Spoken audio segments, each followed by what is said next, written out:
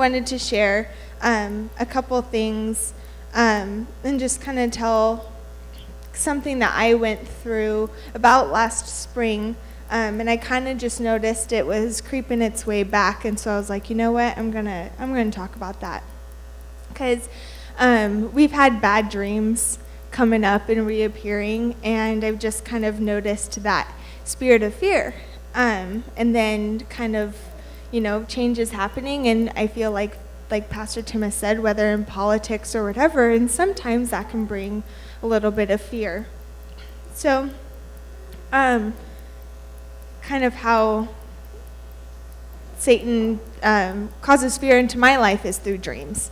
So like last spring, I just kept on having bad dreams after bad dream after bad dream.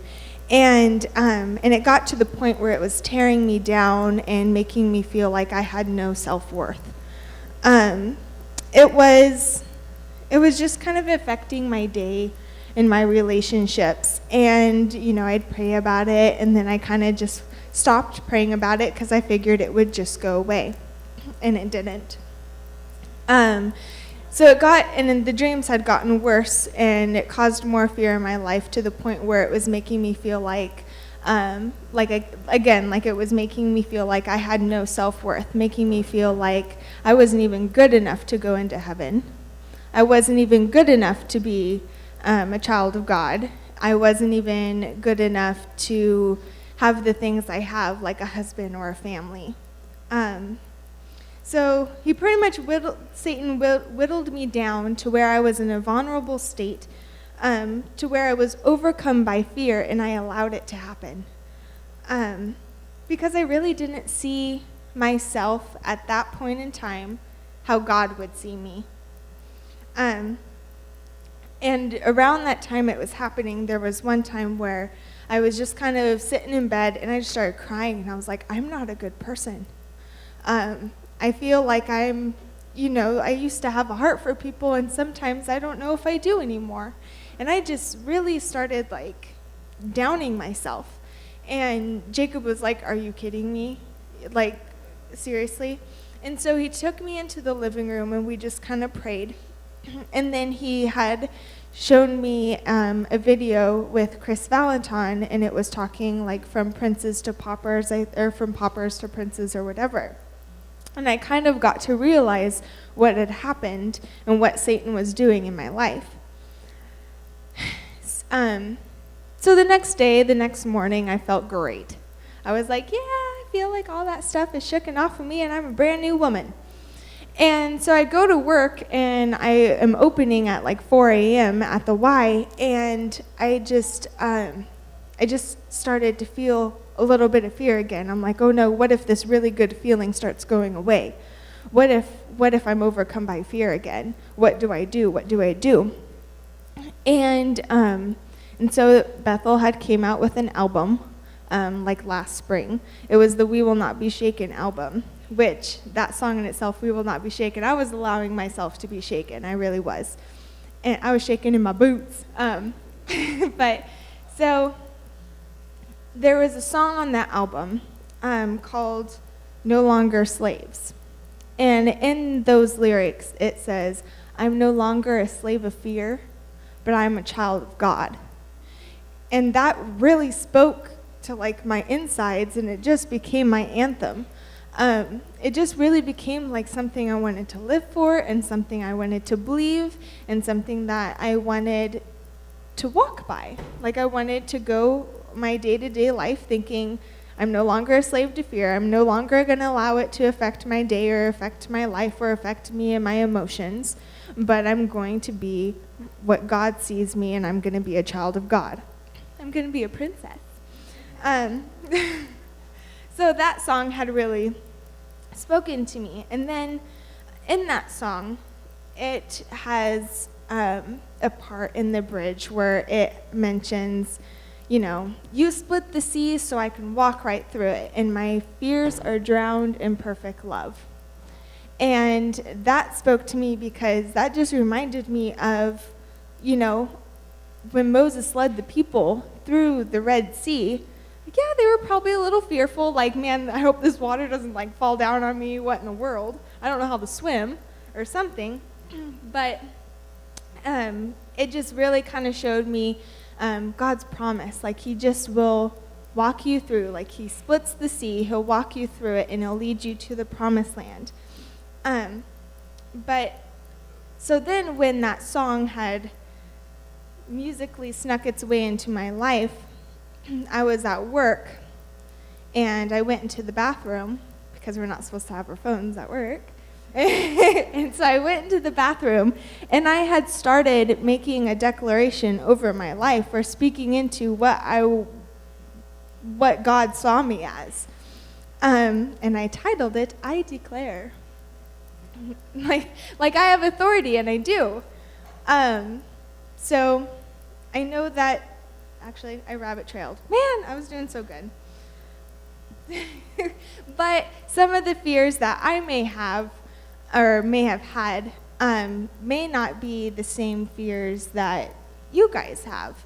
And I know that some of the fears that I was affected by was, the fear of not being good enough, the fear of failing, or the fear of being disappointed, the fear of the unknown, which is a big one, because I like to know what's going to happen. So the fear of the unknown just really, it shook me.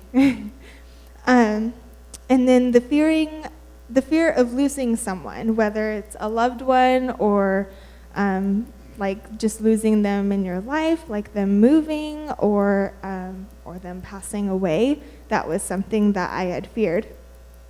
The fear of death, the fear of rejection, the fear of being alone, and then the fear that, my kids, or in the future, I don't have any kids, family or friends won't come to Christ. That was a fear that I had carried. And then the fear that my dreams would not come true, or that I wouldn't even have the opportunity to pursue my dreams. And then I had those little funny fears, like the fear of spiders, and the fear of snakes, and the fear of falling and injuring myself, or the fear that the fear that nobody would show up and I would just be speaking to my parents. Like, that was one I had today, which I chose not to be a slave to that fear, because you guys showed up, so.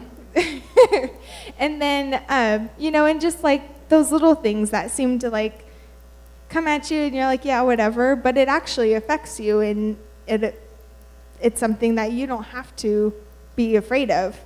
And one thing that I had wrote in my little notes is that the moments that God has given you for greatness are the moments that Satan attacks you with fear.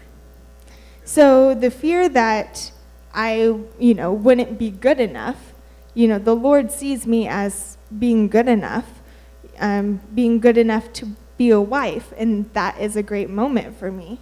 And in that moment, Satan had tried to attack me with fear by saying, hey, you're not good enough, or you're going to lose him, which is something I don't want.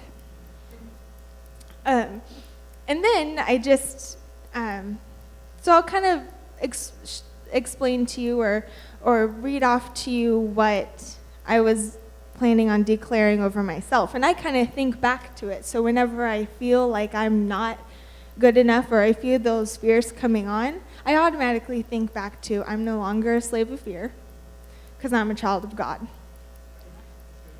And the only reason why Satan is putting fear in me right now is because he knows that this is my time to shine. There's so many songs that have the word shine in it. I just started, okay, rabbit trail number 3. Or maybe that's 2. I lost count.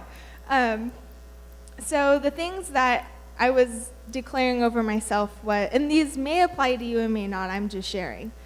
I am beautiful. I am loved. I am not defined by my mistakes. I am good enough. I am not damaged goods. I am strong. I am a good wife. I am a good person. And this one seemed kind of silly, but But in this next one, it's, I am a good Zumba instructor. And during that time, when I had written that down, I had like 2 people coming to my class. Like it was a brand new class and I had 2 people come in. And sometimes it was me and one other person, like a friend of mine. Her name is Cheryl. Me and one other person. And I'd just be like, okay, yeah, I gotta start somewhere, And I had a fear that class was gonna be taken away from me. Now I have a class of 19 and 20 on my Tuesday, Thursday mornings if you guys wanna come. Little advertisement moment there. But yes, fear I am a good Zumba instructor. I no longer have fear of that. I am a good worshiper. I am a good cheer coach. I am not allowing Satan to control me. I am a princess. I am awesome. God is in control, and I am a child of God. So those are just things, but they help me because I've written them out, and so I can read them when I doubt. So I'm declaring that over my life as just a reminder. My dad tells me to write stuff down, so that's what I'm doing. He has like note cards on top of note cards of things that he declares, and I have like 10 little dots. Oh, wow. Good example. Thanks, Dad. So the enemy is just afraid of what I can do. And the fact that I'm declaring things of who I am or how God sees me scares the living daylights out of him. Because if I'm saying things in Jesus' name, he's not attacking me. He's not putting fear in my life. And I keep on going back to the moments that God has given you for greatness are the moments where Satan attacks you with fear, like my Zumba class. I had like 2 people or 4 people, and now I have 19 to 20 people packed into this little Zumba class, and I have this small aerobic room. And so it's so funny because that was my time to shine, and Satan kept on putting fear into my life. And then when I refused to let that happen, my class started growing. So he pulls through. And then I kind of think back, to kind of where it says, perfect love drives out fear, And so knowing that we're a child of God, and knowing whose we are and who we are, right, it will drive out fear because we love God, and God loves us, and God is love.